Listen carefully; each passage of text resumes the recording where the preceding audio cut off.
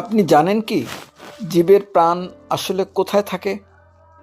অনেকের মতো আপনারও হয়তো ধারণা প্রতিটি প্রাণীর একটি হৃৎপিণ্ড থাকে, এই হৃৎপিণ্ডটাই তার প্রাণ। কিন্তু বাস্তবে অনেক প্রাণীর কোনো হৃৎপিণ্ডই নেই, যেমন জেলিফিশ, ফ্যাটওয়ার্ম এবং কীটপতঙ্গ, যাদের আসলে কোনো হৃৎপিণ্ড নেই। তাহলে তাদের প্রাণ কোথায় থাকে?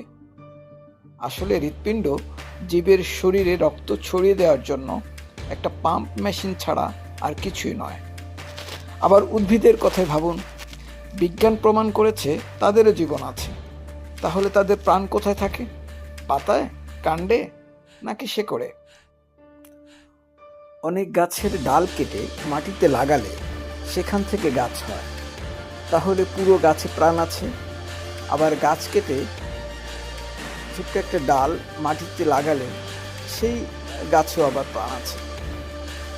আবার আলোকলতা নামে এক ধরনের লতা আছে, যাদের কোনো শিকড় নেই, পাতা নেই, তারা অন্য গাছের উপর ছড়িয়ে বেঁচে থাকে, তাদের কিন্তু জীবন আছে। তাহলে জীবন আসলে কোথায় থাকে? এসব প্রশ্নের উত্তর জানার আগে আমাদের জানতে হবে জীবনের সংজ্ঞা কি।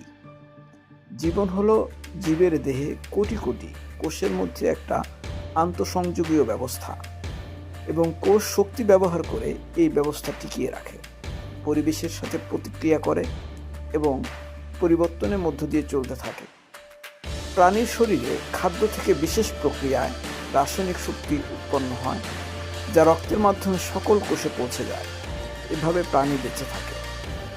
আর উদ্ভিদের ক্ষেত্রে সূর্যের আলোর সাহায্যে কার্বন ডাই অক্সাইড ও পানির সমন্বয়ে গ্লুকোজ তৈরি হয়, যা পরে সুক্রোজে পরিণত হয়। এই সুক্রোজ ফ্লোয়েমের সাহায্যে উদ্ভিদের সকল কোষে ছড়িয়ে পড়ে। সুক্রোজের এই শক্তি নিয়েই কোষ বেঁচে থাকে। কোষ বেঁচে থাকে বলেই প্রাণী বা উদ্ভিদ বেঁচে থাকে। শেষ কথা হলো, জীবের শরীরে প্রাণ বলে আলাদা কোনো অর্গান বা সত্তা আসলে নেই। এটা একটা জীবের বেঁচে থাকার পেছনে সামগ্রিক ব্যবস্থা বা নেটওয়ার্কের নাম, যে নেটওয়ার্ক কোটি কোটি কোষের মাধ্যমে গড়ে ওঠে। হৃৎপিণ্ড বা হার্ট বন্ধ হলে কোষে রক্ত পৌঁছে না, কোষ খাদ্য পায় না বলেই মারা যায়। এভাবেই প্রাণীর জীবন অবসান ঘটে। ভিডিওটা শেষ করব একটা প্রশ্ন দিয়ে। বলুন তো, আত্মা কি? প্রাণ আর আত্মা কি একই নাকি আলাদা?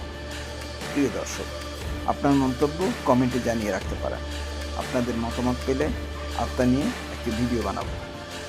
ভালো থাকবেন, নিরাপদে থাকবেন।